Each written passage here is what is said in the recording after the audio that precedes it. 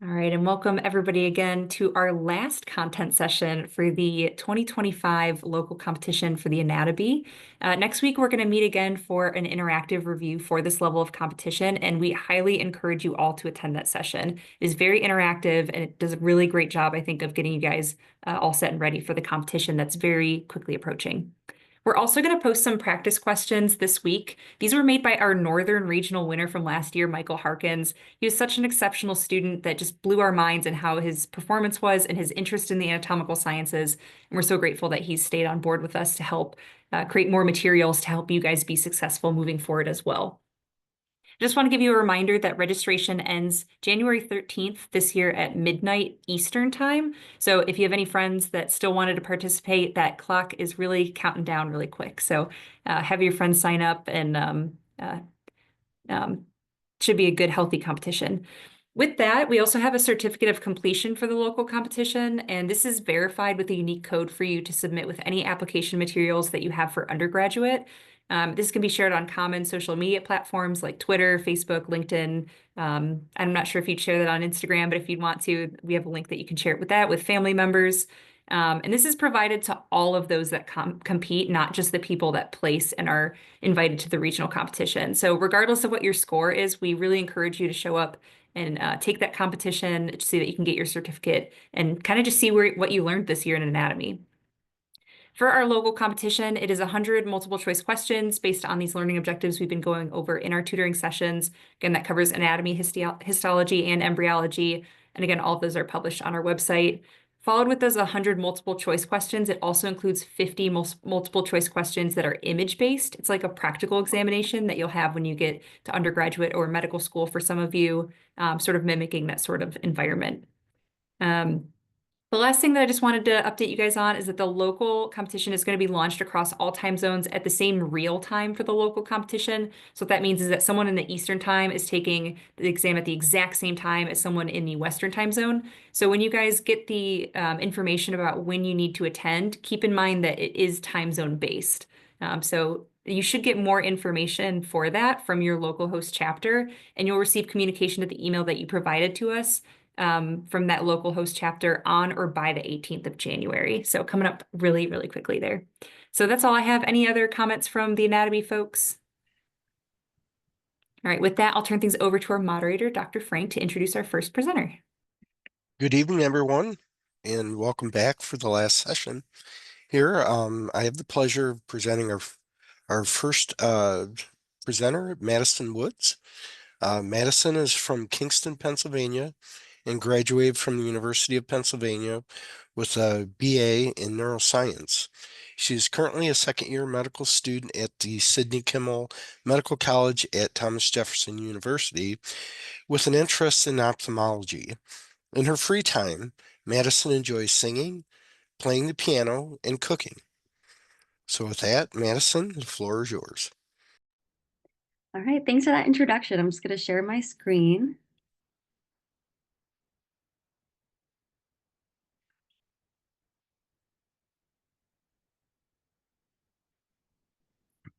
You give me a thumbs up if you guys can see that. All right. So today we're going to be talking about the immune system and the endocrine system. Okay, and here are the objectives for today. So we're going to describe the organization and function of lymphatic structures, including lymph nodes, ducts, vessels, and capillaries. We're also going to be talking about the endocrine system, and we're going to list the major endocrine and exocrine glands and organs, and describing their locations and their general functions. So starting with the lymphatic system, the four main structures we're going to be talking about today are the lymphatic capillaries, the lymphatic vessels, lymph nodes, and lymphatic ducts. So we're going to think about the lymphatic system as a postal service for your body's defense system. We're going to have all these different parts working together to deliver packages or lymph and handle any threats or pathogens along the way. So first, we're going to start with the lymphatic capillaries, which are like the local mailboxes. These are the mailboxes in every neighborhood where people drop off letters. So in our body, excess fluid, debris, and pathogens. And these lymphatic capillaries are open-ended, single-cell thick tubes where interstitial fluid enters. And just like mailboxes collect local mail, the lymphatic capillaries collect interstitial fluid from nearby tissues. And the fluid flow is one directional, so it's from the periphery towards the heart. Next are the lymphatic vessels, which are the mail trucks. The mail trucks pick up the letters or the lymph from the mailboxes, and they transport them to the central processing centers. And these lymphatic vessels are one-way valves that prevent backflow, and they're kind of similar to veins in that sense. And like the mail trucks, the lymphatic vessels transport lymph to the lymph nodes while ensuring that it doesn't fall out with their one-way valves. Next are the lymph nodes, and these are the postal sorting centers. And these are the sorting hubs where the lymph is thoroughly inspected. There's security guards there. So in our body, these are immune cells like T cells and B cells, and they check for suspicious packages or pathogens. The lymph nodes are usually found in clusters around portals of entry for pathogens. So they can be near the mouth, the ears, the nose, the nipple of breast, or the genitalia. The lymph nodes filter the lymph and they sort out harmful invaders for destruction while letting the clean lymph move along. There's these things called macrophages that are there, and they're just kind of gobbling up all the debris and pathogens that are in the lymph. The lymph nodes also activate B cells and T cells, which further promote the removal of pathogens at the site of tissue destruction. The B cells produce antibodies, and these antibodies are kind of a tag that they put on the pathogen, and that marks that pathogen for removal by neutrophils and macrophages. There's also these killer T cells which are activated, and they use the lymph to blood highway to return to the pathogen location to destroy it.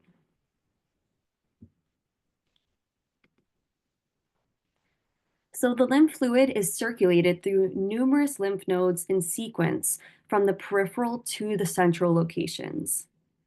And I don't know if anyone has ever heard of a swollen lymph node, but swollen lymph nodes are the nodes that contain activated immune cells due to the presence of a nearby pathogen. So that's why you could sometimes hear about someone having a swollen lymph node if they're sick.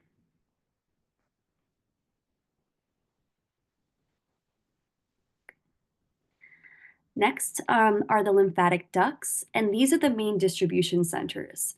And these are the central warehouses that gather all of the sorted mail from the regional centers, and they send it back to the main postal headquarters or the bloodstream.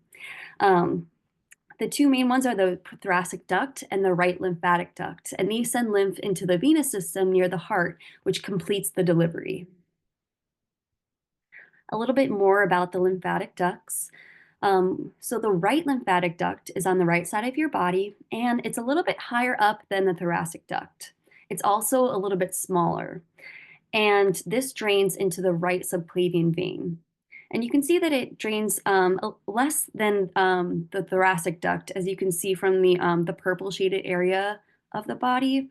That's what's draining into the right lymphatic duct. The thoracic duct is on the left side of the body, and it's draining majority of the left side, and it's also larger than the right lymphatic duct. It starts just below the diaphragm with the cisternae chyli, which is a sac-like structure that's near your diaphragm, and the thoracic duct drains into the left subclavian vein. And one way to remember this, for the right lymphatic duct, you can think right, high, and tight. And the thoracic duct, you can think left is large. Okay, so we're going to do a practice question. So if we can pull up the poll to get the different, yeah. Oh, wow, that's neat. Okay, so I'll let you guys read that, and or which of the following correctly describes the function of lymph nodes in the lymphatic system. You guys can start answering.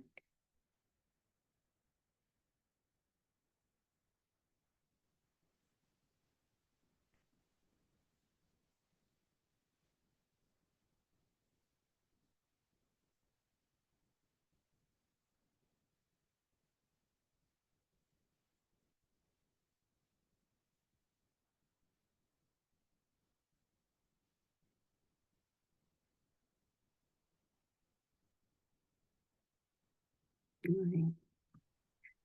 All right, we will, a couple more seconds.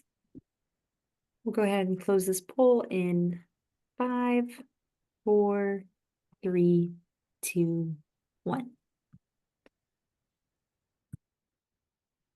All right, so it looks like we got a lot of answer choices for B, and that is the correct answer. Let's see, I don't know if I had to put it away, but let's see. Just minimize that. Yeah, so the lymph nodes, they filter lymph and they activate immune cells to respond to pathogens. All right, so now we're going to move on to the endocrine system. And so we're going to list the major endocrine and exocrine glands and describe their locations and general function in the body. And before we start, I just want to go over the difference between exocrine glands and endocrine glands. Exocrine glands have ducts that direct their secretion to target cells, while endocrine glands are ductless. So they secrete their secretions into the bloodstream, and the secretions kind of have to go through the bloodstream to get to their target. Whereas exocrine glands, they have these ducts, these kind of secret passageways that allow their secretions to go directly to where they need to go.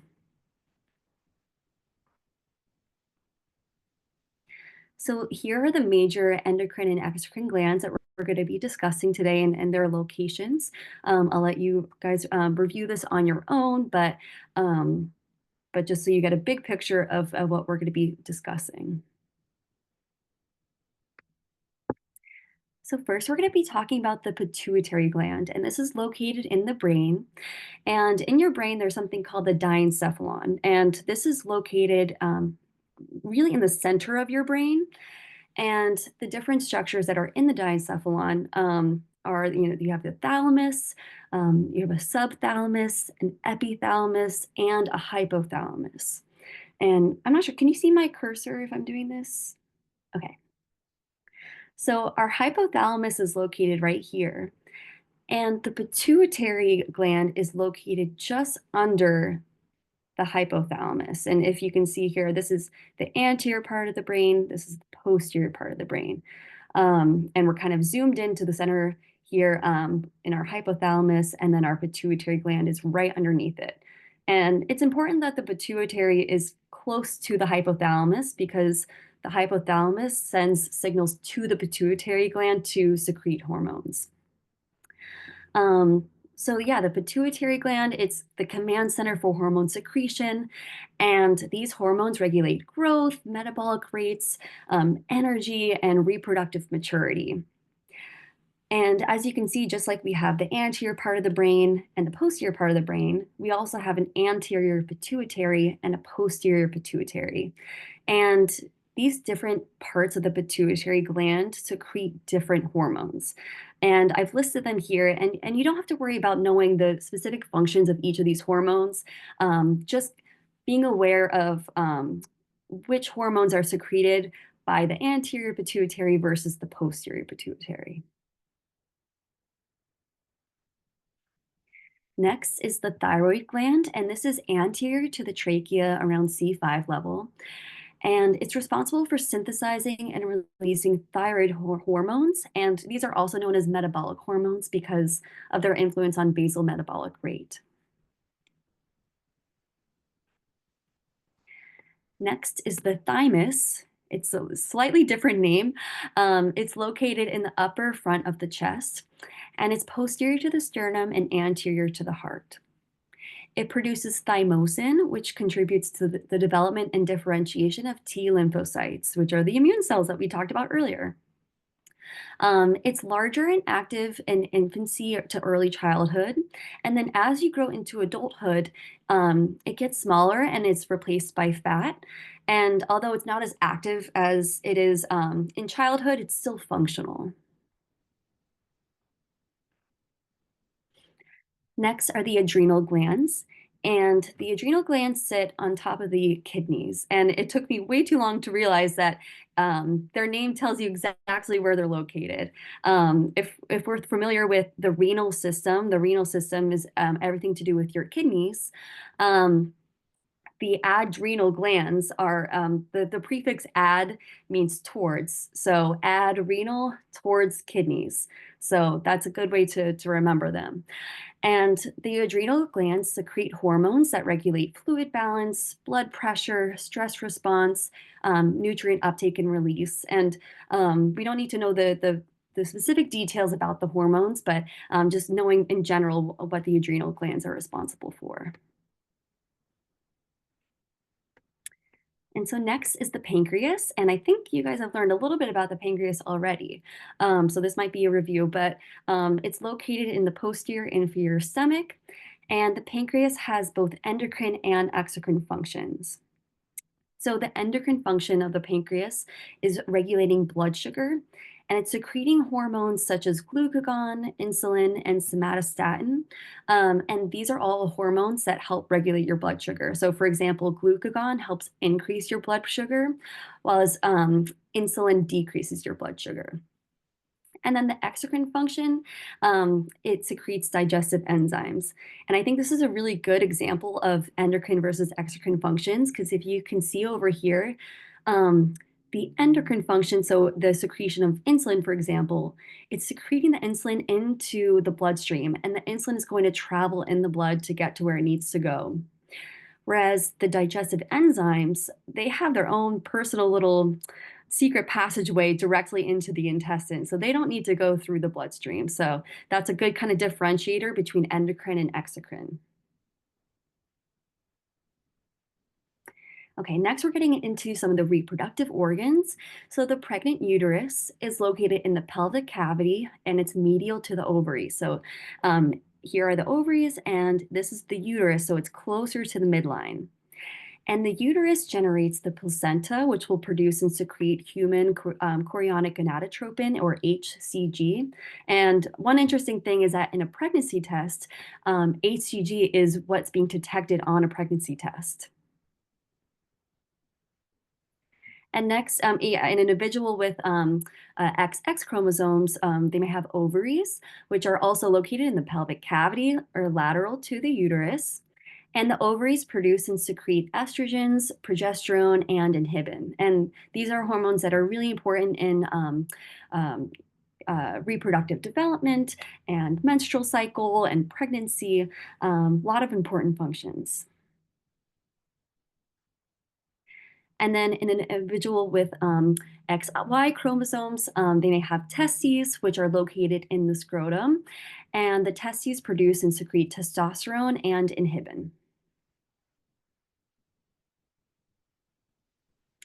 And so this is a review chart that you can review on your own about the different reproductive hormones. And then we're going to finish with another practice question. So where is the adrenal gland located in the human body? I hope everyone gets this right.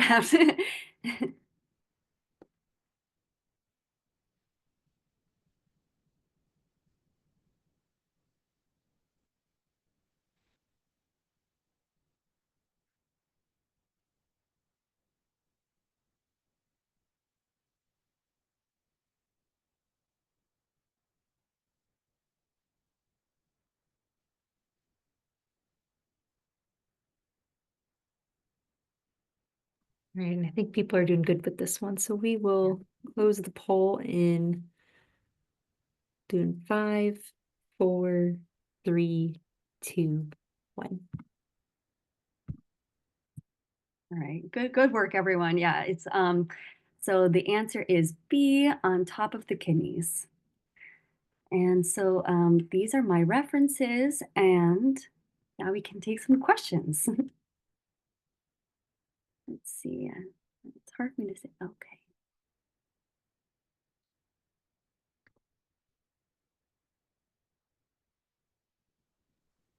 Maybe just another question to get you guys started. What's the anatomical term, if you guys want to type it in the chat, that you guys could use instead of on top of the kidneys? What's another way you might see that on an exam? And I see while you guys are thinking about that, we got a question here for you, Madison. This one is, why does fat hinder the thymus to produce more immune cells? Well, yeah, maybe some of the other anatomy experts can help, but I would think that it's because the thymus has cells that are responsible for producing those immune cells, and so since they're being replaced by fat, which the fat is not producing those immune cells, then yeah, you would have like that atrophy of function as well as structure. But maybe if anyone else wants to hop in on that too. Maddie, you did a good job on that. It's Dr. Peterson. I'm going to talk a little bit more about the histological arrangement of cells in the thymus gland. So for now, how about if I just say that as these cells, as we get older and older, they lose a lot of their functionality, and so they become filled with fat. So they're kind of being, their function is really being downregulated, because by the time we really reach early adulthood, we have generated all of the T cells and B cells as memory cells that we really need for the rest of our lifetime. And so that's really important. The thymus is where the T cells are maturing. And so I think that was a really good question, and you did a great job answering it. Mm-hmm.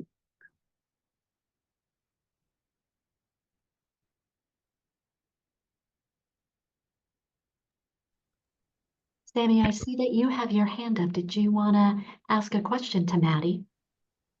Yes. So with the lymph nodes, is hyperlipidemia or diabetes, does that correlate with those? Like such as too much sugar or too much fat into the bloodstream, does that correlate with the lymph nodes or? Hmm. Um, I'm not sure if I understand the question, but I'm not sure if anyone else wants to help with this one too. But so yeah. Okay, all right. Sammy, good question. So I think you're remembering from previous tutoring sessions and possibly from your internship that we have a special way of transporting lipid molecules that we ingest, and that is these specialized molecular fat globules called chylomicrons. And those are being transported, weirdly enough, not in the bloodstream, but in our lymphatic vessels. And I've had physicians tell me that they've seen individuals that had unexpected surgeries. For instance, they were in a car accident, etc., and had just eaten a pretty fatty meal. And when they get in to do the surgical repair in the thoracic cavity, the lymph fluid, which would normally be almost a straw-colored clear coloration, is actually milky white because of all those lipid molecules that are being transported. So you're right, it's lymph fluid, so it's passing through the lymph nodes, but it typically doesn't do any damage, and it typically doesn't activate any kind of cells in those lymph nodes. It just moves right on through. Okay. Is it like, so is it still considered still in the bloodstream, or is it like a whole different system? It's like a parallel universe. It's a parallel system of cellular tubes that kind of are running with the blood vessels, and ultimately, like Maddie explained, they are going to dump that lymph fluid back into the venous blood, into those subclavian veins that she was talking about. Okay. Yes, ma'am. Thank you so much. And then Dr. Peterson, I'm not sure if you'd like to help with this one too. Someone asked what organ takes the job of the thymus after puberty, and I feel like that kind of goes along with what you were saying about how we've already generated so many immune cells as we get older too. Right. And so just so that we're all clear, and I'm going to have to be one of your tutors tonight because unfortunately, the student from Drexel University is stuck in an airport based on the weather conditions. But just really quickly, all of these immature T cells are being generated in the bone marrow, as are B cells. I mean, all of our white blood cells get generated in bone marrow. But unique and special to the T cell population is that after they're generated, they have to move to the thymus gland where they receive some molecular signals that then cause them to mature. And then they are going to populate mostly, like Maddie explained, mostly they move into the lymph nodes itself. And there they just wait for pathogens to rush by them in the lymph fluid. Hope that answers your question. I see a question in here that more pertain to just kind of logistics for the anatomy about if we wanted to study more, where will we get the slideshows of the tutoring session and other tutoring sessions. So all of these recordings that we have are accessible on our YouTube website. So if you go to our just anatomy.org and you click on tutoring, you can follow the link in there to take you to our YouTube channel. Conversely, if you just type in anatomy in the chat or in the search bar of YouTube, it should come up there as well. Any final questions for Maddie before we turn things over to Dr. Peterson?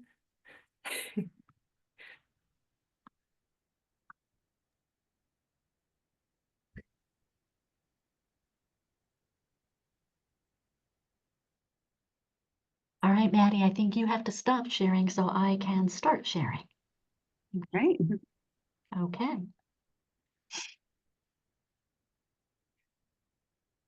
So I'm just going to add that Dr. Peterson needs no introduction.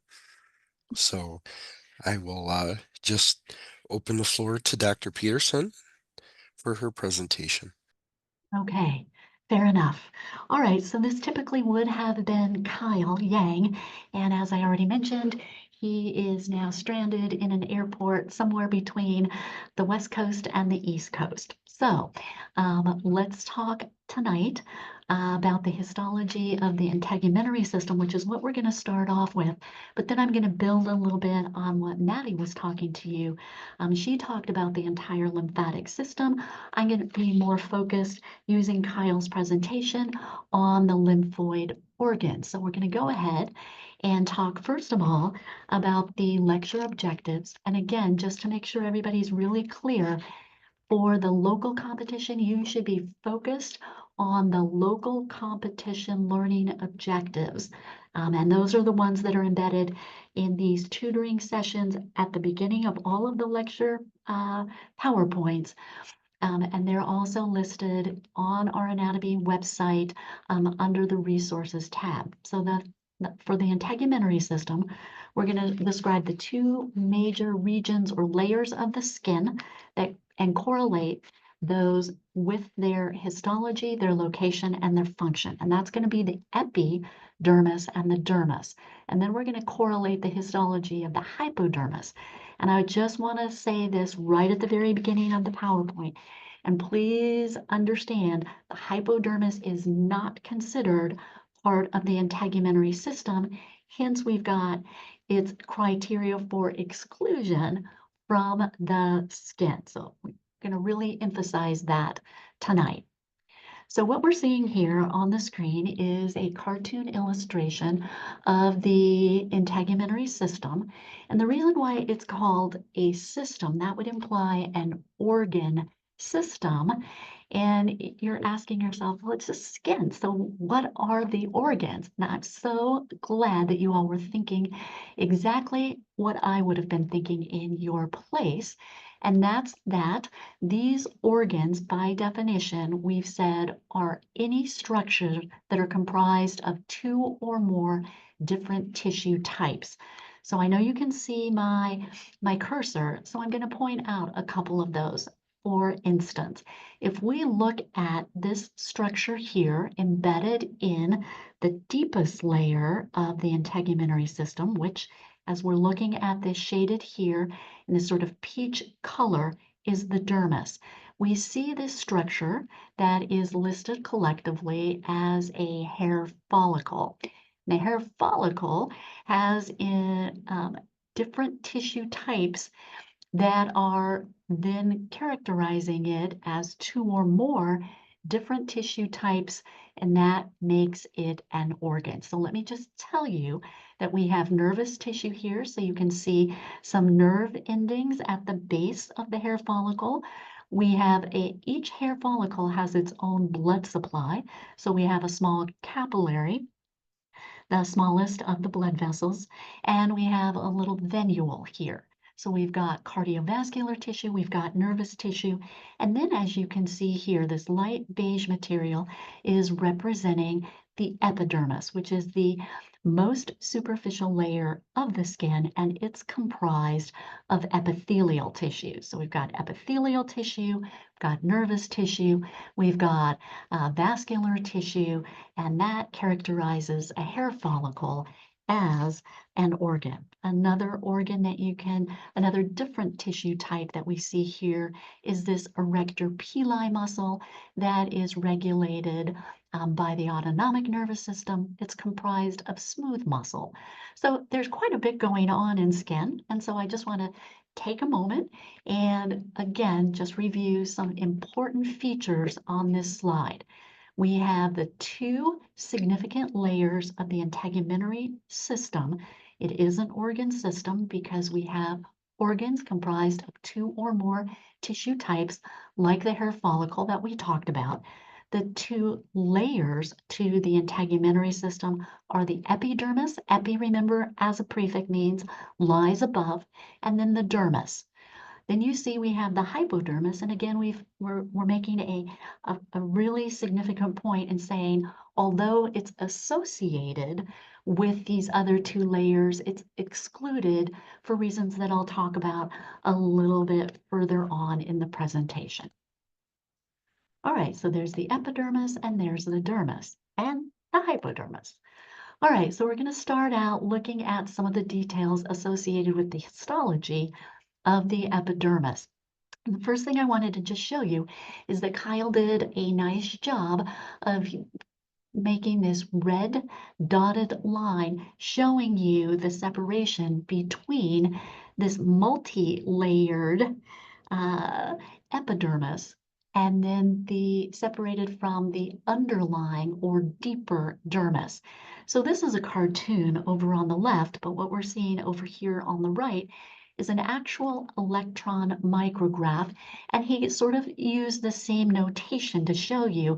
Here is that red dotted line separating everything that lies above, which is the epidermis. So this would be the surface, making this the outermost or superficial layer of this multi-layered epidermis. And then deep to that, you see here the dermis. So before we go much further, I just wanted to make a couple of observations and make sure that all of you understood what is some of the significant histological differences between the epidermis and the dermis. So the first thing that we remember about epithelial tissue is that it is avascular, which means lacking a blood supply. So you see no blood vessels here in our cartoon of the epidermis. In contrast to that, the dermis itself is comprised of connective tissue. And if you're remembering from our earlier histology tutoring sections, the dermis comprised of connective tissue. Most connective tissue is highly vascularized. So this is where the blood supply is going to be where diffusion is going to take place to maintain the viability of the cells in the lowest or deepest layers of the epidermis. But the further and further away we get from that blood supply in the dermis, the cells are no longer capable of being viable. They're just too far away. They can't get oxygen and nutrients fast enough, so they're undergoing a type of cell death. And you can see that at the very uppermost layer, it's telling you, hey, these cells are now dead and they are shed from our skin. And I think I read somewhere that about 1/3 of all of the dust that collects on furniture in our house is from our dead, shed skin cells. So you either think that's really cool or you think that's really gross, but there it is. Okay, and then coming over here, just wanted to show you that there looks to be some differentiation between the different cell types in these layers of the epidermis. And we're gonna talk about the names to the layers here in just a moment, but you can see that we've got something that's called the stratum corneum, something that's called the stratum granulosum, and the cells look different.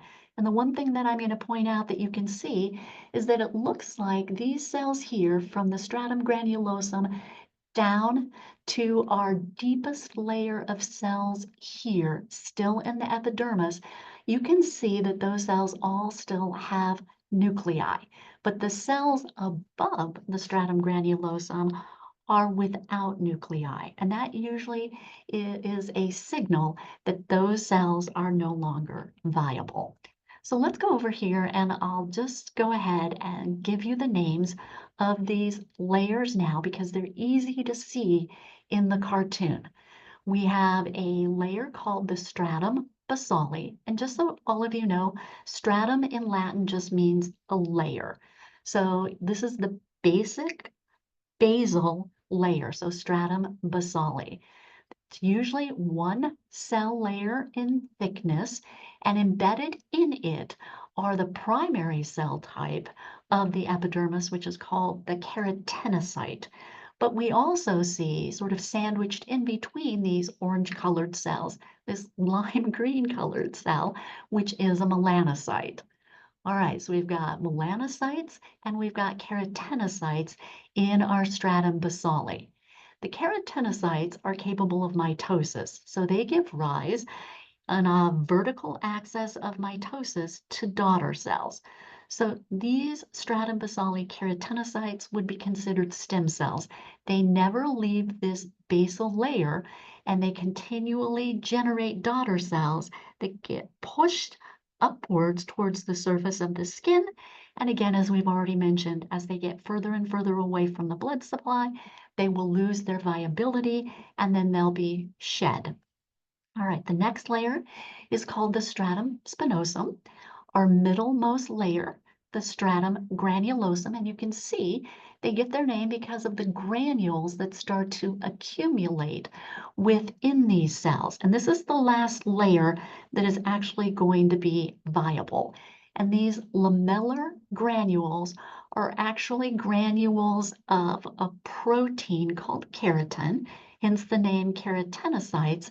And then they'll also produce, and then once the cells die, they will release these lipids. So our skin is going to provide a type of waterproof barrier because of those lipids, because we all know water and oil don't mix. So it's the lipids from that stratum granulosum layer that are actually providing the waterproofing. The keratin is a really strong protein that really provides the protection that we need from the outside world. Okay, so I'm going to go ahead and move on. So again, we've talked about these layers now, and I love that there's a mnemonic that goes with helping you remember these different layers. So come, let's get some breakfast, starting with the most superficial down to the deepest layer. But you would say, Wait a minute, Dr. Peterson. You mentioned all of these except this L layer, which is the stratum lucidum. And that's because we only find this layer in areas where we have thick skin. So thick skin has this additional layer. So if you count those, we have 5 layers in thick skin and only 4 technical layers associated with thin skin. And we find thick skin in areas that really need to be protective. So like the palms, the palmar surface of our hands, and the plantar surface or the soles of our feet. Okay, so again, what are the differences besides the difference in layers? So let's talk about that. So again, we don't have any hair follicles associated with thick skin. This is no sebaceous glands. Well, that's true as well.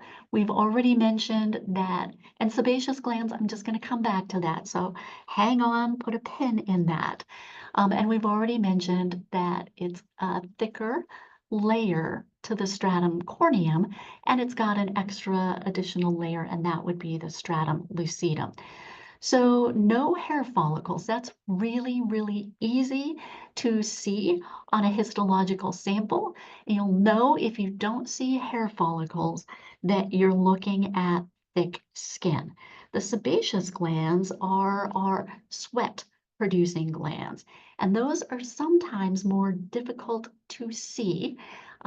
So I would say that your biggest difference is look at the thickness to the corneum and the presence or absence of hair follicles to make the distinction between thick versus thin skin, thick versus thin epidermis. Okay, so let's stop looking at these cartoons and let's look at some actual photo micrographs. So again, I want to just make sure that everybody understands where my cursor now is moving. This is the deepest layer of the epidermis. So this would be the stratum basale.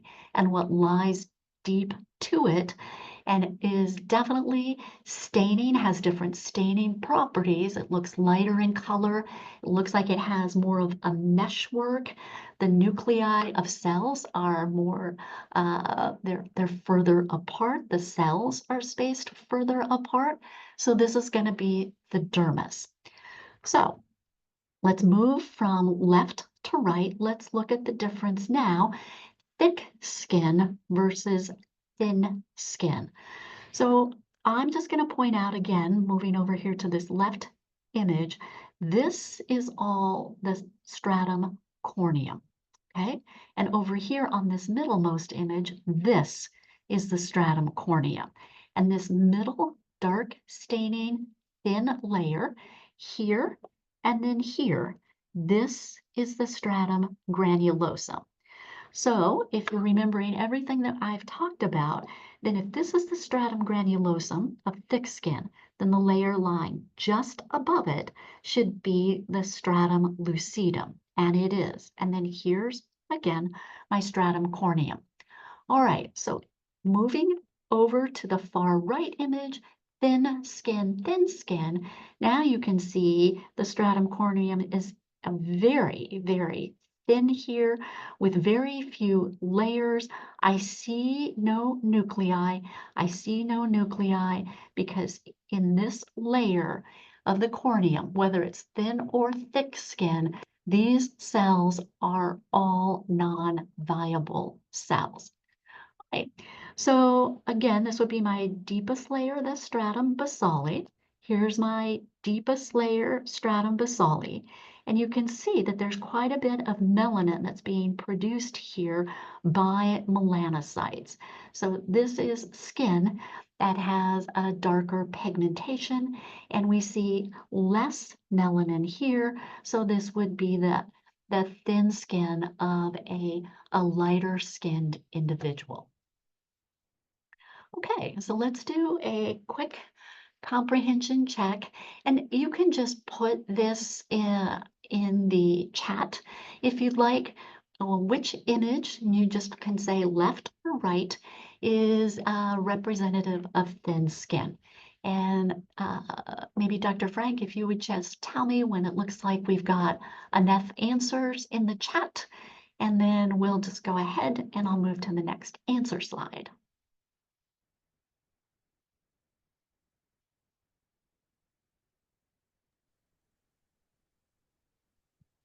Yes, they're all saying the right image or the second image. Okay, excellent. And thank you for that. I appreciate you chiming in. So the image on the right is the thin skin, making the image on the left the thick skin. So here we go. Let's put our answers again in the chat. We're looking at thick skin. I want to know what layer is marked in red here. And you see it over here on the thin skin. If you could just put in, you don't have to, we don't care about the spelling.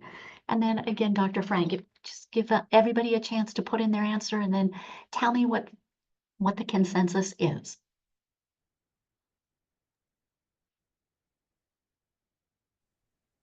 Yeah, they were already putting it in before you asked, so they're all saying stratum corneum. Excellent. Okay, so everybody is really following along with this presentation. I appreciate that. So here's our corneum, and then the green line would be indicative of the epidermis. And then everybody, again, this is the stratum granulosum, deepest layer, stratum basale, and in between stratum basale and the granulosum here on thin skin, this would be the stratum spinosum. So great job, everyone. Okay, so we're just going to spend a few minutes now talking about the dermis. So the first thing I wanted, again, to call everyone's attention to is the sort of convoluted, woven appearance to the dermis, and that's much more evident in the deeper layers of the dermis. And so if you remember from previous tutoring sessions, reticular actually in Latin comes from the root word ret, which means woven. So this reticular layer to early histologists was called the reticular layer because of its woven appearance of collagen fibers. So all of this sort of convoluted material here is all collagen. The other thing that, again, I mentioned previously is that the cells now are much more widely spaced because this is connective tissue. And so we may or may not remember this, but I'm going to remind all of you that we've talked about some different types of connective tissue. So we talked about loose connective tissues and then our denser connective tissues. So this uppermost, so this would be the more superficial layer of the dermis, which is called the papillary layer. This layer has a less obvious woven appearance. So the fibers are thinner and finer and are in a tighter type of meshwork. So this is loose connective tissue or areolar connective tissue. And the deeper layer is denser connective tissue. And again, because of its irregular appearance, this would be dense, irregular connective tissue. And recall that the cells that produce connective tissue in a generic way are called fibroblasts because they are the producers of the collagen fibers, and they typically have a sort of oval shaped nucleus. Now, way up here, a little more obvious right here in this region of the papillary layer, you all can probably just make out a kind of rounded shape here. That's a capillary that's been cut in cross section, and you might just be able to make out little red blood cells inside. So again, the dermis is responsible for providing the blood supply to this deepest layer of stem cells and melanocytes in the stratum basale. And this is where those cells get their oxygen and nutrients. Over here, again, here's our papillary layer. It's this more superficial layer. It usually, depending on the staining technique, it usually has a less obvious meshwork appearance, and the deeper layer is the reticular layer, and that's the dense, irregular connective tissue. Okay, so what do we have in the dermis? We have all of these specialized organs of the integumentary system that we talked about. So let me just show you again, not in a cartoon, but in an actual photomicrograph. This is what a hair follicle, here's its root, and here's its shaft, making its way up to the surface. That's what a hair follicle looks like. Down at the base, that's where it would have its own unique little blood supply, and the nerve supply would be there as well. And then this is a sweat gland or a sebaceous gland.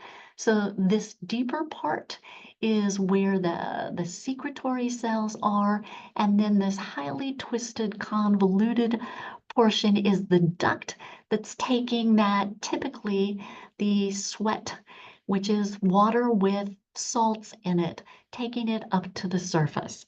And then we have a variety of different sensory organs or receptors associated with the dermis. And the one that is the largest and usually easiest to find is called a Pacinian corpuscle. Kind of looks like an onion that you've sliced through. It's usually found in the deeper layer of the dermis. You don't really have to know that, but it usually detects deep pressure, and that's why it's in the deeper layer, the reticular layer of the dermis. Okay, Kyle had a lot of text on this slide, so I'm just going to try and recap most of the information here. So again, here's my cursor. All of this is epidermis. Down below, this is all my dermis, and this is the integumentary system. This is skin. Where Kyle has this black arrow, he's now trying to show all of you that this is the hypodermis.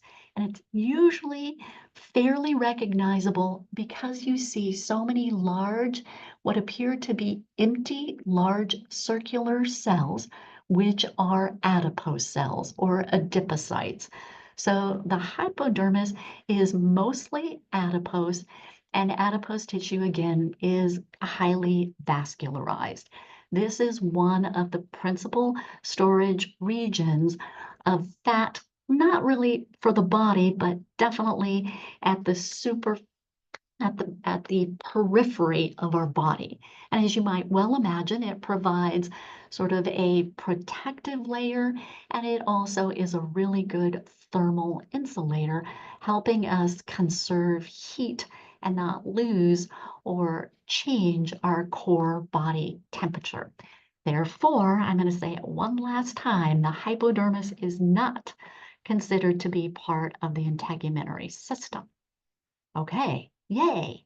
So now we're going to switch gears entirely.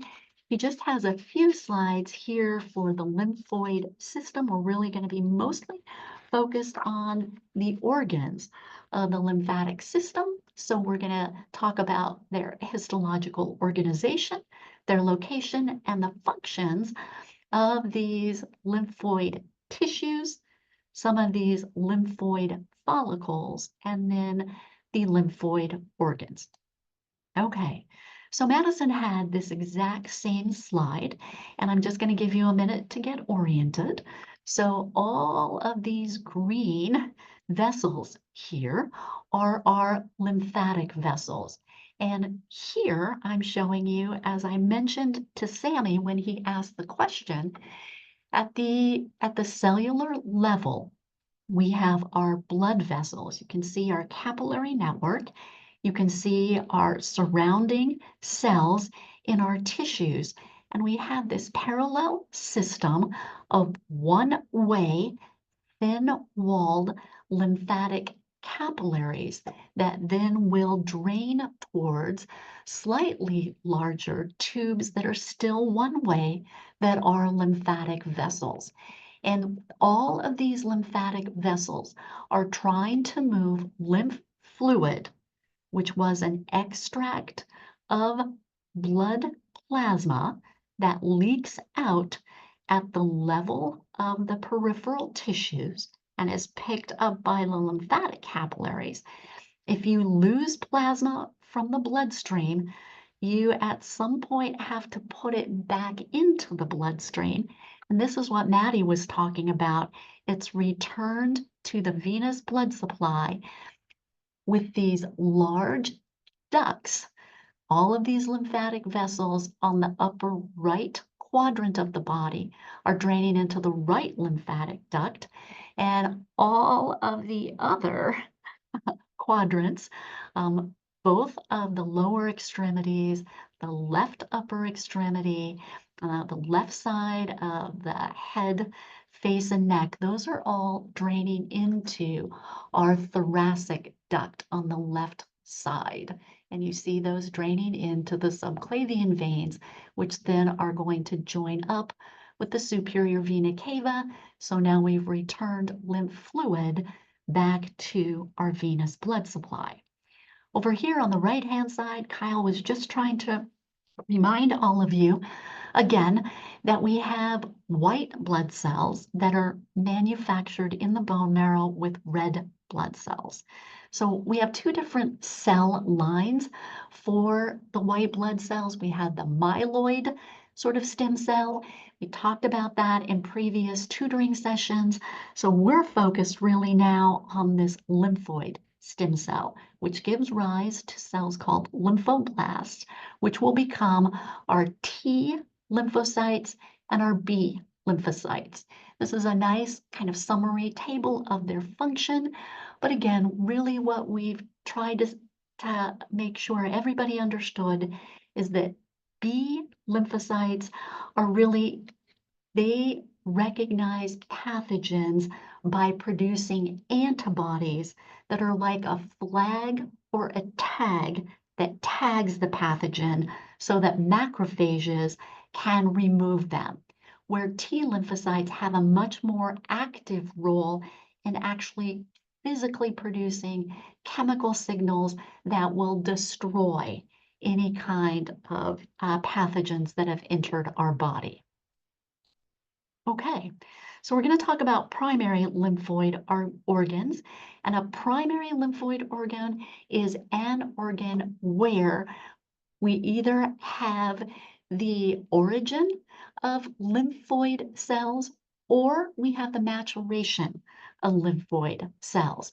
So again, when we talk about primary lymphoid organs, not shown here, but the origin of all of these white blood cells is bone marrow. What we're going to focus on then, which Maddie talked a little bit about, is the thymus gland. So remember, the thymus gland sits right at the top of the heart, which is called the base of the heart. So you see it here, and it has this very unique or characteristic lobulated kind of appearance when you look at it through the microscope. Like many organs we've talked about, it has an outermost region called the cortex and an innermost region called the medulla. You can see that the cortex stains much darker and the medulla stains much lighter. And all we really want you to understand about the different layers here is that it's the earliest, the most immature T cells are found in the cortex. And as they mature, they're moved into the medullary region. So the more mature T cells, the killer T cells, which are sometimes called the cytotoxic T cells, and our helper T cells are found and are released from the medullary region of the thymus gland. So this is what it looks like in all its glory. Now you get a much better idea of the sort of compartmentalized or lobulated appearance to the thymus gland. And again, you get a sense that the cortex is darker staining and the medulla is lighter staining. And it's This is where those T cells, which are such an important part of our immune system, this is where they actually are going to mature.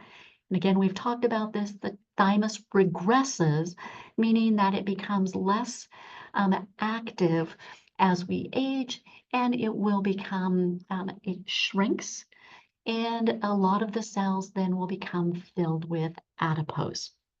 So we've kind of moved on now. So now you're looking at a lymph node.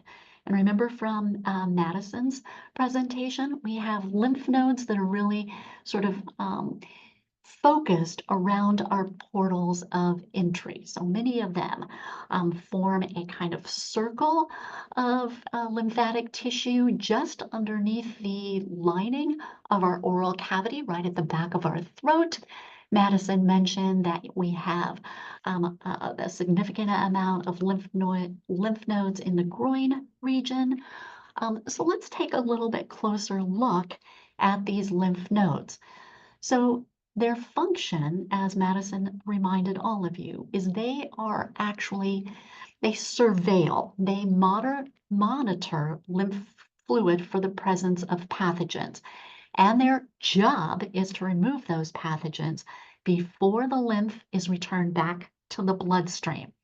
And what I want you to take notice of first is that they too have a cortex region and a medullary region.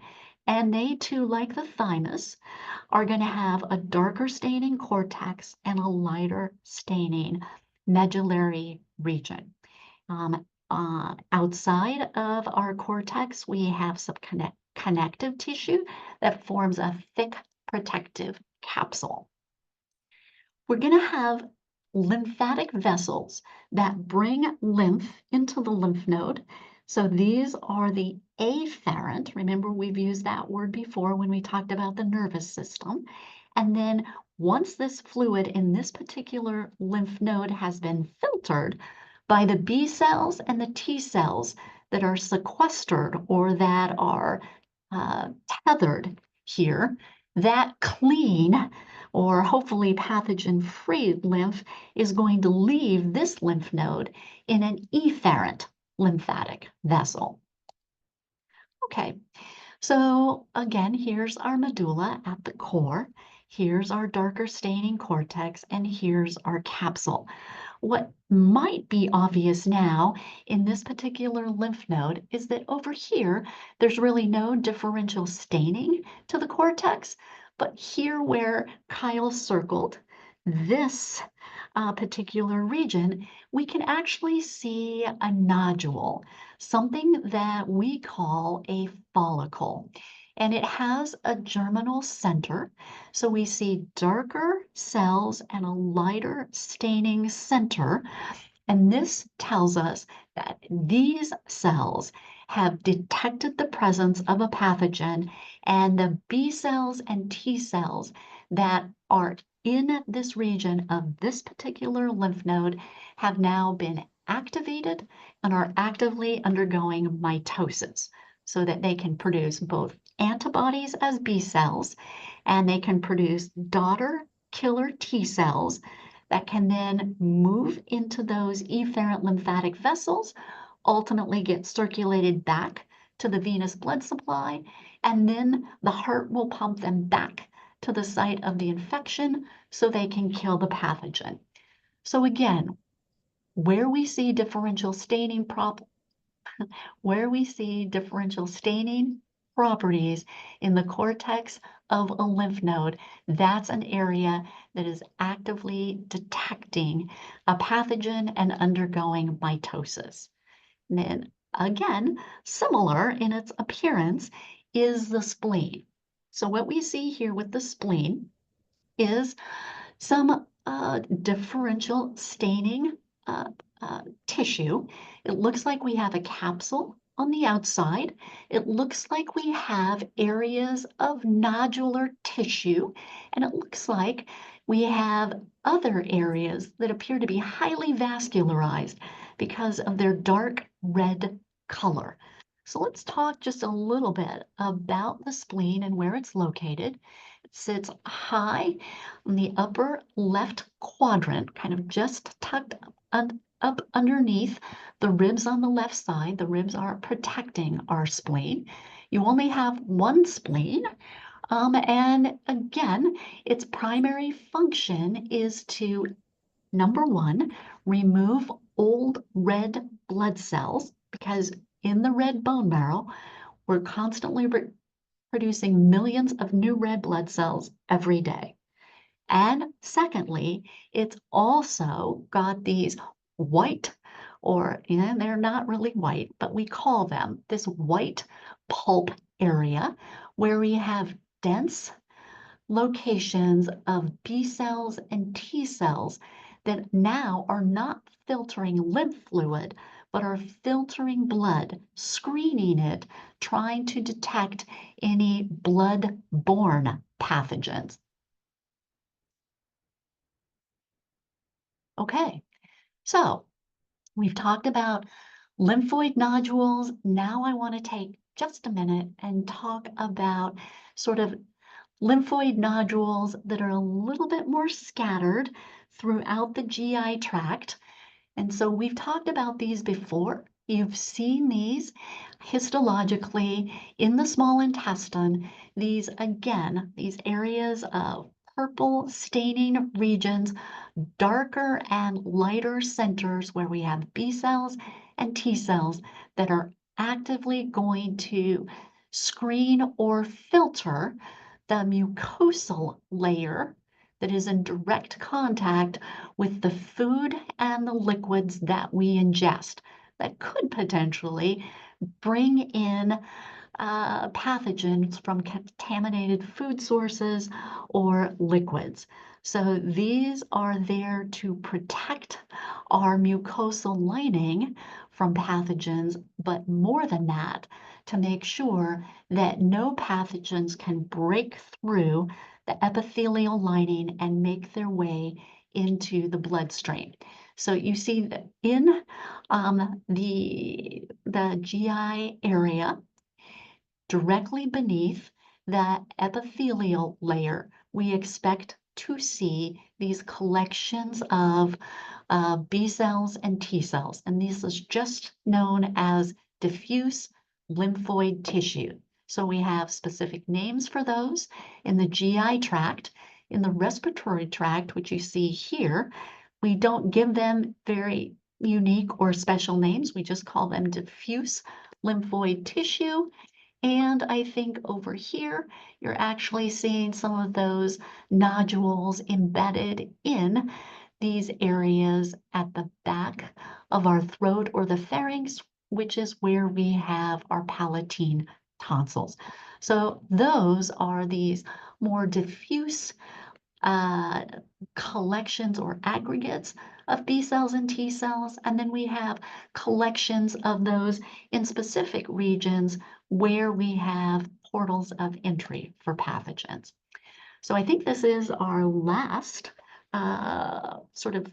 comprehension check. So what structure is this and why is it so important? So go ahead, put your answers in the chat.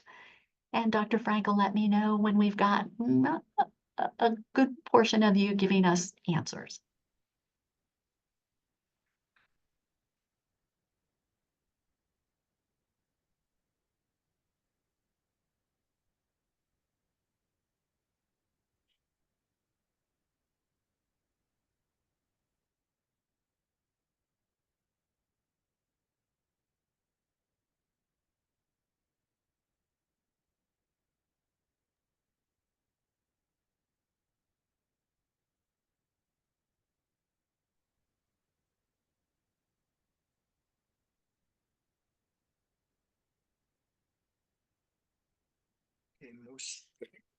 Most answers are spleen.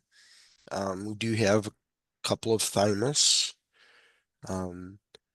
Why is it important for spleen? It's important for filtering out blood-borne pathogens and bad red blood cells. And I wish it was the spleen, but it's not. It is the thymus gland. So I think Okay. if Kyle had, in fact, zoomed this out a little bit more and shown you a little bit more of the total organ, all of you would have, of course, been able to recognize it immediately as the thymus gland. But let me go ahead and, again, just review quickly. When I look here, okay, here's the cortex region, here's the medullary region. If this was the spleen, I would expect to see darker, more organized regions of those B cells and T cells. So I would expect to see more white pulp or follicle-looking regions, dark purple with lighter purple inside, and a lot more vascularity, which I don't see here. So thymus gland has a cortex and a medullary region. It's highly cellular because this is where we have the immature T cells. Remember that we have our killer T cells and our helper T cells. The more immature in the cortex, and as they mature, they're moved into the medulla, then into the blood supply that is significant in the medulla so that they can then be circulated back mostly to the lymph nodes. So this is the thymus gland, and it is the site of maturation for your T cells. And those were Kyle's references. So now we'll take any questions that you might have. I am going to end my presentation.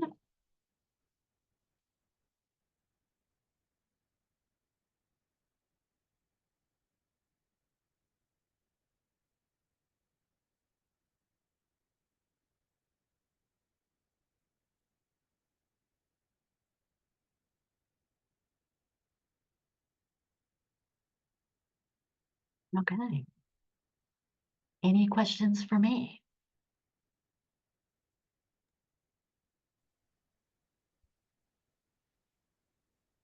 What's on the test? While Okay. people are thinking, there's a few questions that there's someone that just came in. Okay. This one's Dr. Peterson, what are some blood-borne pathogens? Yeah, thanks, Dr. Prescura. So now I can see the chat. So yeah, a good example of a blood-borne pathogen are infectious agents. I'm not sure. I'll try to use ones that you might have heard about because they've been in the news, lots of movies been made about those. So the Ebola virus would be an example of a blood-borne pathogen. And there are many. Okay, how will we differentiate white spots that are filled with killer cells and ones that are there for different purposes? And really, we're not going to ask you to do that. So you won't have to do that. You'll just have to be able to know, that if I see dark purple and light purple in a lobulated organ, it's probably an immune organ. And if it's highly vascularized down in the cortex, it typically would mean I'm looking at the spleen. And if it's not highly vascularized, it's more of that dark purple color, then it's probably going to be a lymph node or the thymus.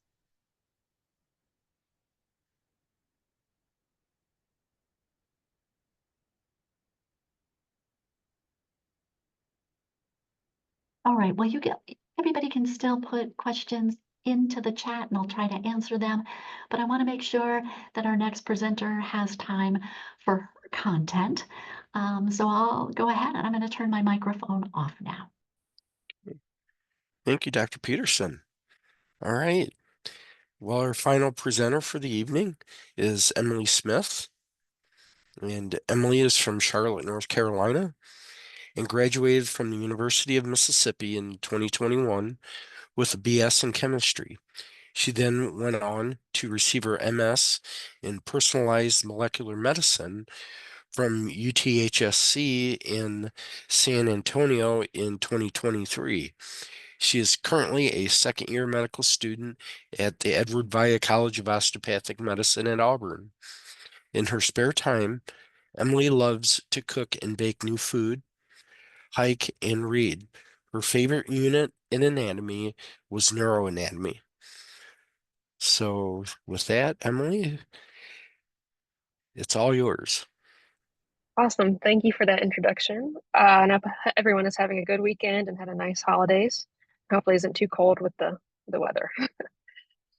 So today I'm going to be talking about the embryology of the head and neck, which when I learned this was a lot. So hopefully I'm going to make it a little more simple as well as keep it straightforward and you can learn it all. Sorry. All right. Nope. There we go. Second. Okay, so here are the learning objectives today. I apologize, I have to be in the car. We don't have internet. So the lecture objectives are to define the terms of pharyngeal arch, pouch, and groove. So hopefully it's going to be pretty simple. So first we're going to talk about when these structures related to the head and neck develop.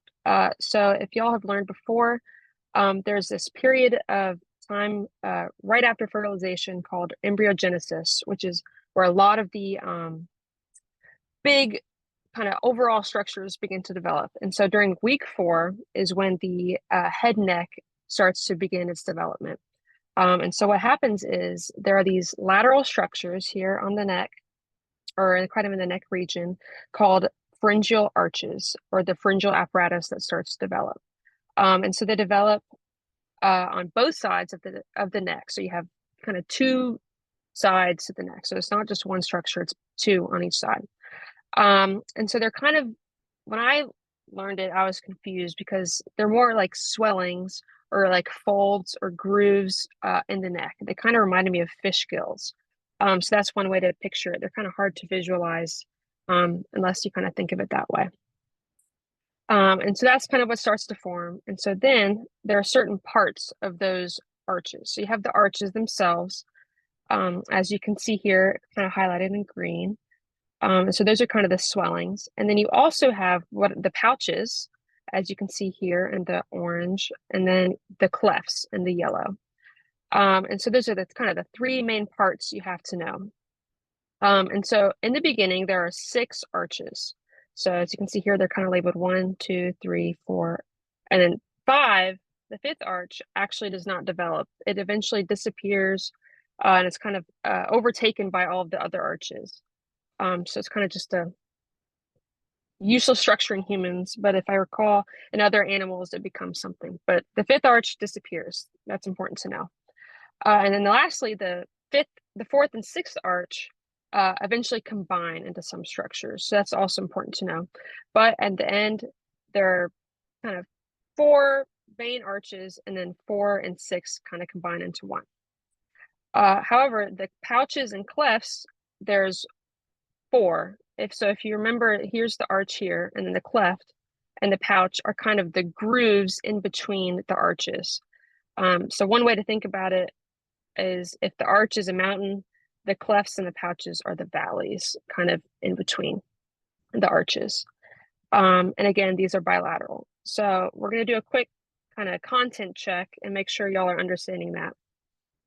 Okay, so true and false, if I could have a poll.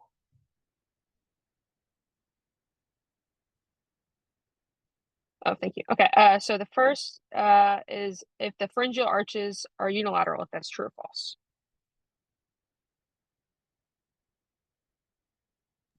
We'll do these a little bit shorter than you guys are used to for questions, just because there's 2 options to go between. So we'll close these within about 20 seconds.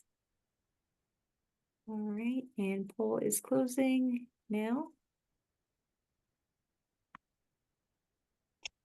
Okay, so it seems like we have some confusion. So the answer is false. And so as I said, so if you think of the kind of your throat or your esophagus and trachea being midline, then you can think of the arches, you have 1 on each side. So they are bilateral. So that's kind of important to remember. So if you could have one side that's messed up or not and stuff like that. So the arches are bilateral. Okay, so the next question is head and neck development begins week 4 post-fertilization.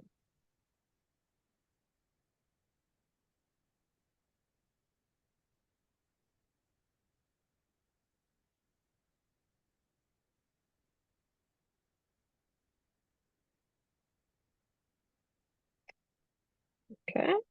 Looks like we have most people in. And so yes, the correct answer is true, which is awesome. So that's just an important time period to know because that's where a lot of genetic deformities can occur is that weeks 3 to 8. So that's just important to know.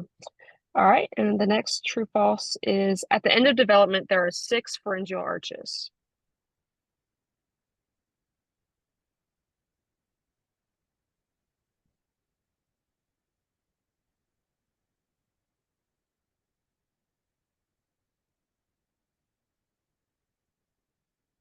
About 5 more seconds. Okay. Yes, so the correct answer for that one is false. So if you recall, the 5th arch disappears. So you start out with 6, the 5th disappears, and then 4 and 6 kind of combine. So at the end, it's kind of like 4 arches. Okay.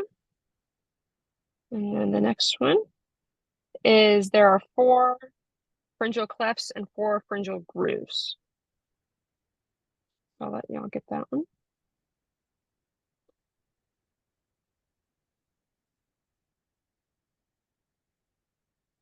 Awesome. Give it about 7 more seconds.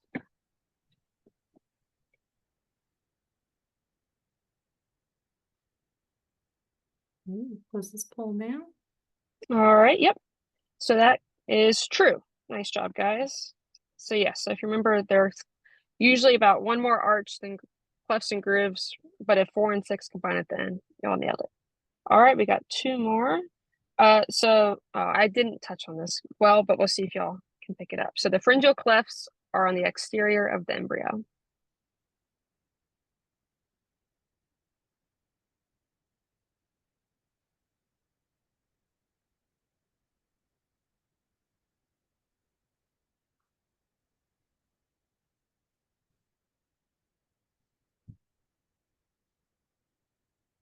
Awesome. We can close that one. And yes, that's correct. It's true.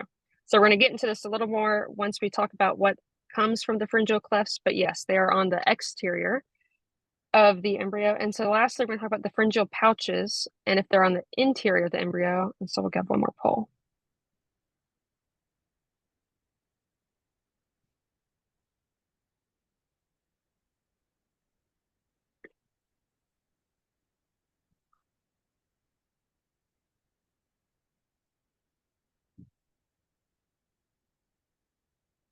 Awesome.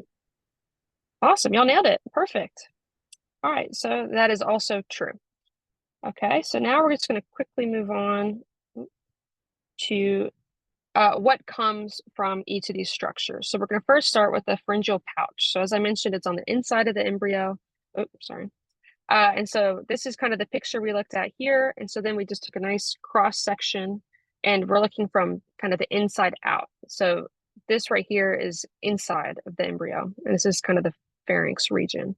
So the pouch is composed of endoderm.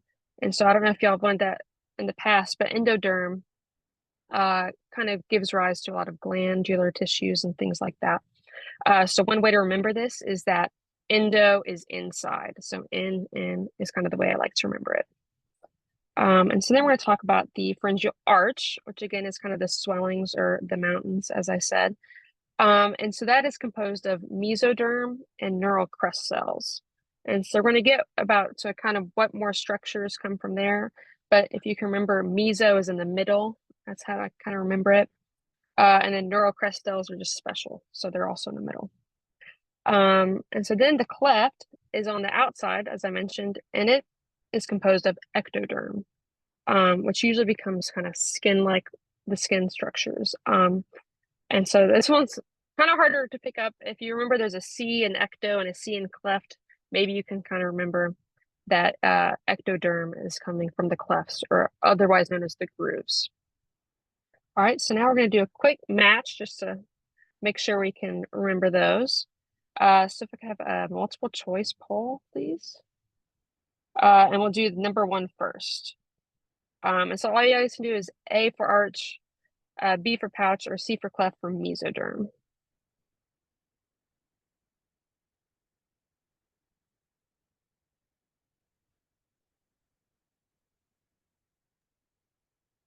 Same thing. We'll give you guys we'll do about 25 seconds for this one. Get your answers in 5, 4, 3, 2, 1. Okay. So it looks like we got about half of everyone had it. So as I said, the mesoderm, I'll go back. Sorry. The mesoderm is found in the arch here. So mesoderm for middle. And so it's going to become a little more clear when we talk about what the mesoderm gives rise to. But mesoderm middle and the arch is in the middle. Oh, sorry. Okay, so A. Okay, now for ectoderm, we'll have the same kind of choices.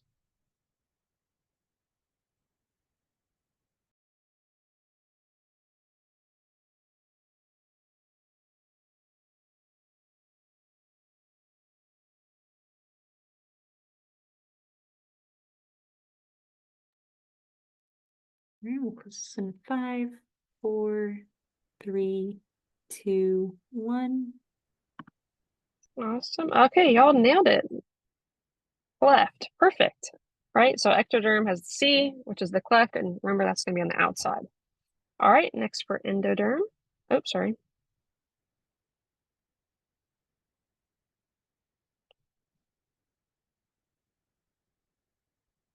Gave the answer away, but that's okay. Pretend y'all didn't see it.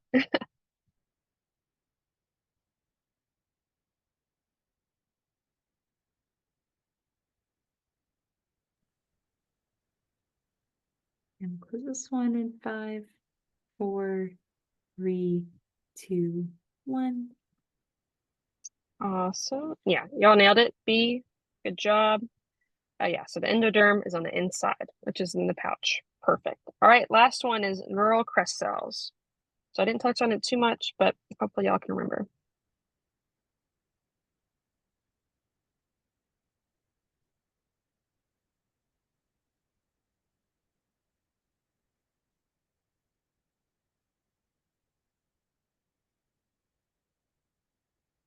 And answers in 5, 4, 3, 2, 1. Perfect. Y'all nailed it. B. Or sorry, A. Correct answer, arch. So y'all did great. So if you just remember, the arch kind of has the most structures come from the arch. And then the pouch and the cleft kind of are more special. So that's another way to remember it.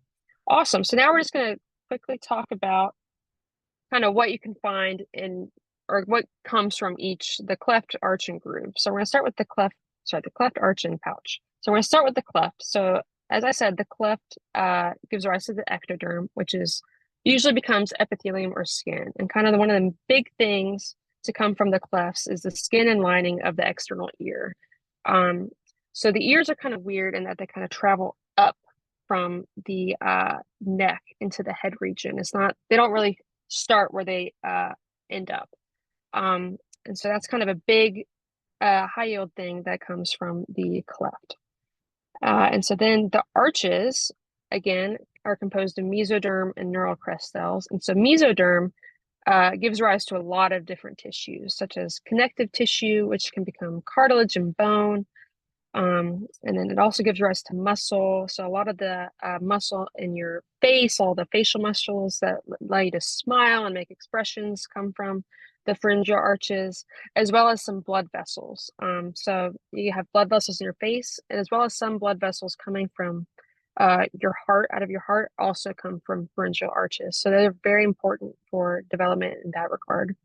And then neural crest cells become a lot of the nerves in your face and neck. So the arch gives rise to a lot of important structures in your head and neck. And then lastly are the pouches, again, which give rise to endoderm, which becomes a lot of glands in your neck. So like the thymus that we talked about, as well as part of your thyroid, any kind of glands in your mouth, anything like that will come from the pouches. All right, so now we're just going to do one last quick review. Hopefully y'all can nail it, and you're not going to miss these on the test. All right, so we're going to have another matching. So I pull for that. All right, so we'll start with the external ear and where that comes from.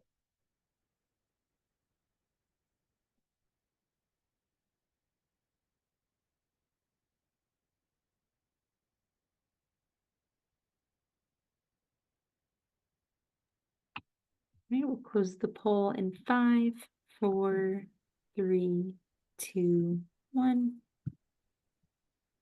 Awesome. You are so smart. C, that is the biggest thing to remember. If you remember external skin in the ear comes from the cleft. Awesome. So we're to the next one. Or muscles.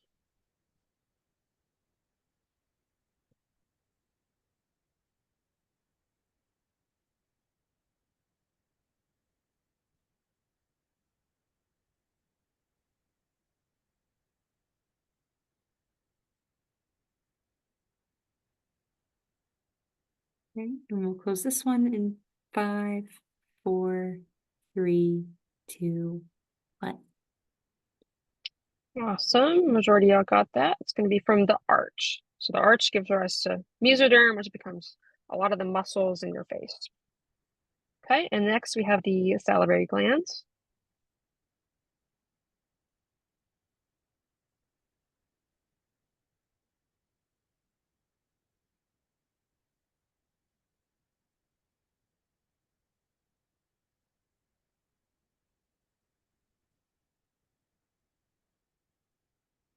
We'll close this one in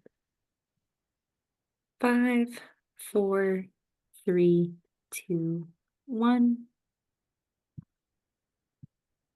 Awesome. Nailed it. So yep, salivary glands comes from the pouch. So any kind of glandular tissue you can associate with the pouch. Good job. All right, here to the next one. Nerves.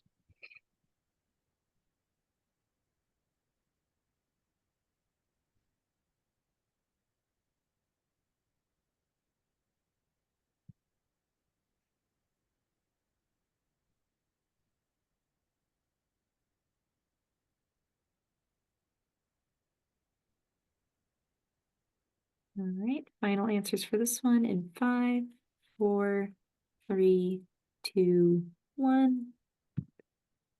Okay, so a little more separation on this one. So the nerves come from the arch, which if you remember, the neural crest cells kind of migrate into the arches and become nerves. So if you just remember that the arches give rise to almost everything, that's always a good guess. But if you just remember that the cleft and the pouch becomes kind of glands and the cleft becomes kind of the outside of the skin, then everything else comes from the arch. That's always a good guess, but y'all did a good job. And we have the last one is blood vessels.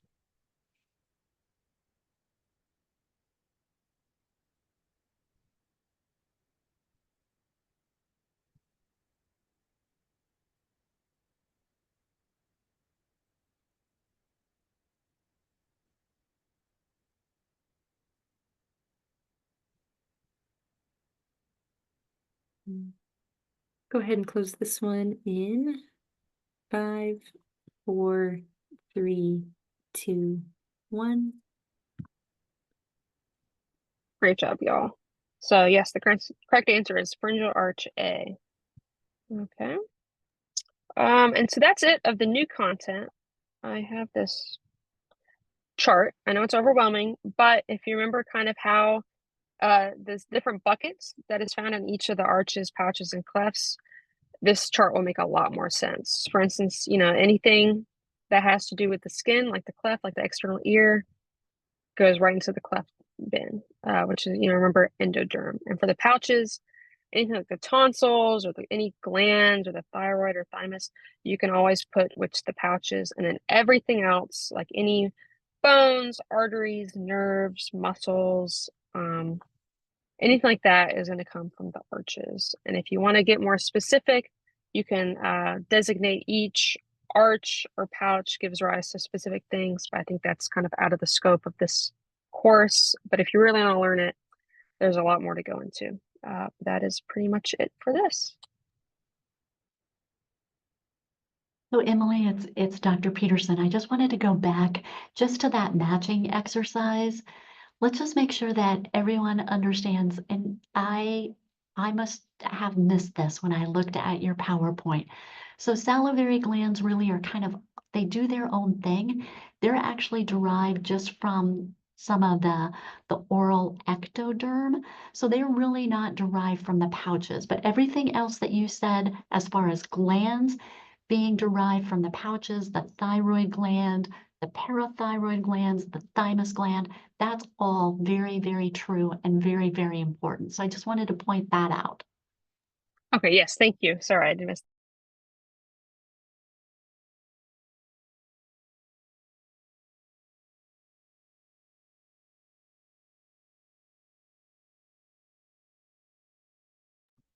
All right, any questions for our final presenter, Emilie?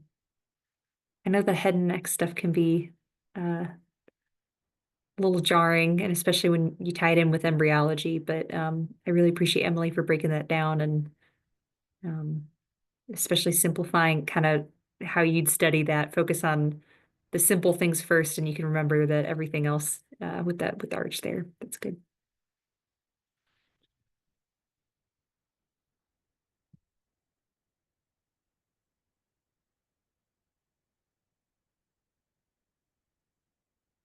Have any questions for Emilie or for any of our presenters? Again, this is our last content session before review next week. I'll give you guys another minute or so to stew, and we'll see if some questions take off.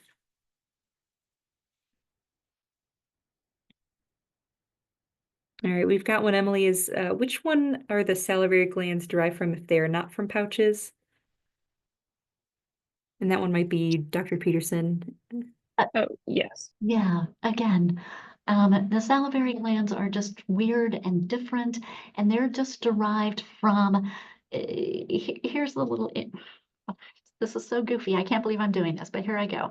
So here's your embryo is seen from the side, and there's the oral cavity right there. And this oral ectoderm kind of forms from the outer surface and then lines the inner oral cavity. And the salivary glands are derived from that oral ectoderm tissue, which is epithelial tissue. And Emilie is exactly right. All glands are derived from epithelial tissue. It's just that there's only certain glands in the neck that get derived from the pouches. So again, that's just the thyroid gland, thymus gland, and the parathyroid glands. Those are the ones that you want to think about for the pouches.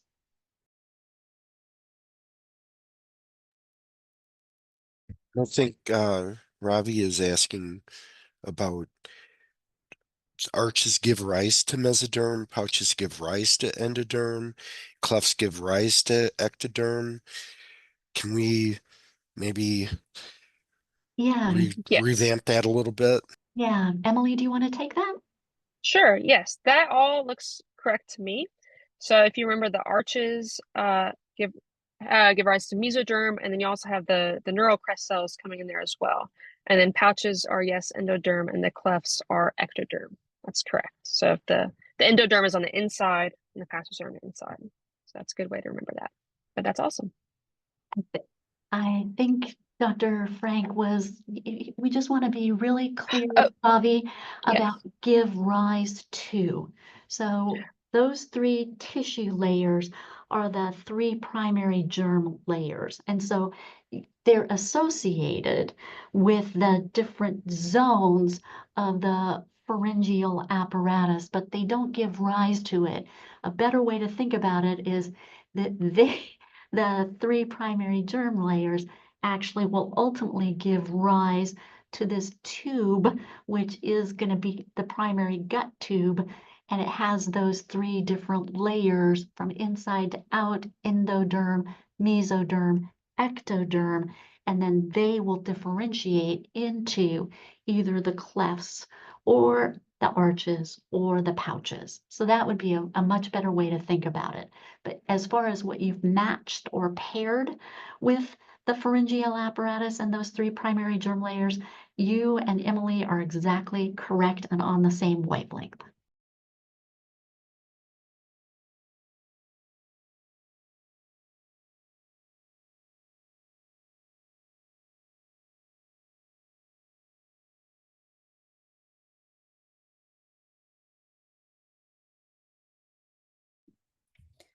I had a quick question. I was wondering, not necessarily about this presentation, but on like the exam, are we going to have histology questions based on parts of embryology? And is there like a good place to find kind of a simplified explanation of those things? Because I think for all the other chapters, it's pretty easy to find a lot of resources, but I think for embryology, I haven't been able to find that much that really is helpful.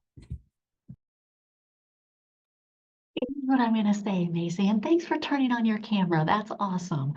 Embryology is complicated. In embryology, a lot of stuff happens almost all at the same time, and that's where it gets confusing.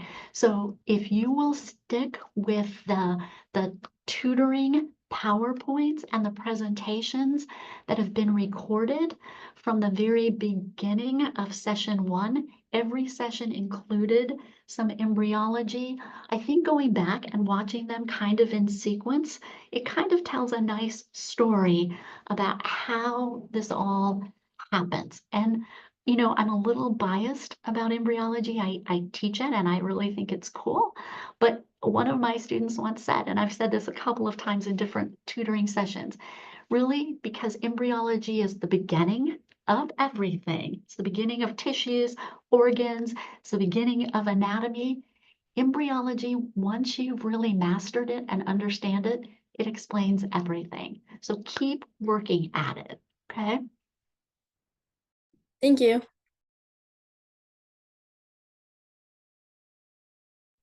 And to bring up a good point with that too, Macy, so you won't have any identification. I know you had mentioned you were looking for images. You'll notice on our website that we do have some images that you are responsible for finding in our tag list. But just keep in mind that those, we don't have anything for embryology, so no images regarding that. I didn't think so. I just wanted to make sure. Thank you. Yeah, absolutely. All right, I guess if we don't have any other questions, that'll wrap it up for tonight. So I hope again that everyone had amazing holiday season and great time with your family and lots of rest as you guys jump into this new year. Just as a reminder, we're going to be meeting this next Sunday for our final tutoring session for the local competition. Again, that is going to be a review session that will be on the 12th at our regularly scheduled timing, again, depending on what your time zone is. So that's all I have. Any final closing remarks from any of our presenters, other than big thank you to them and or from any of our faculty? I'll just say, and I want you all to know this, and I'm saying it because it's dazzling and we're so amazed and proud of all of you that have registered for the Anato-Bee.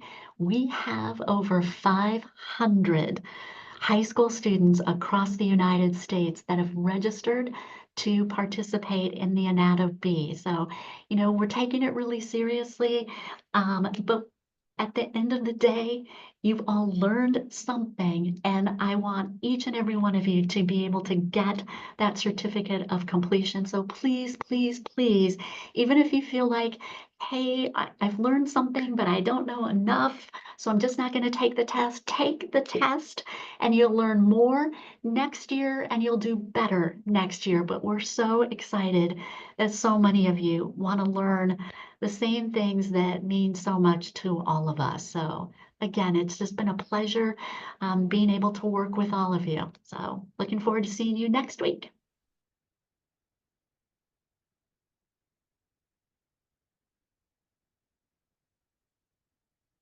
Bye, everyone. Thank you.